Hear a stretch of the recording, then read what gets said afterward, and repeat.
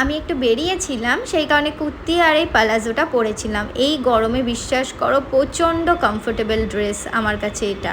আর আমার এই মিনি ব্লগগুলো তোমাদের দেখতে কেমন লাগছে জানাতে কিন্তু একদম ভুলবে না।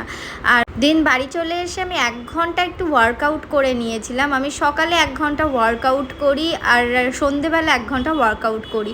আর সকালবেলা জিরের জল খাওয়ার পরে ওই যে চিনি ছাড়া দুধ চা, তারপর ব্রেকফাস্টে এতটা ফল খাইনি, কিছুটা খেয়েছিলাম, তারপরে একটা ডিম সিদ্ধ খেয়েছিলাম, আর তার সাথে কিন্তু একটু ডাল সিদ্ধ খেয়েছিলাম। এটা কিন্তু আমার একটা স্টুডেন্ট সাজেস্ট করেছে আমাকে। তারপর আর যেহেতু সংগ্রামপুর মন্দিরের ওখানে গিয়েছিলাম, তাই মায়ের মন্দিরের সামনে কিছুক্ষণ দাঁড়িয়েছিলাম। সত্যি মনটা ভালো হয়ে যায় মায়ের মুখটা দেখলে।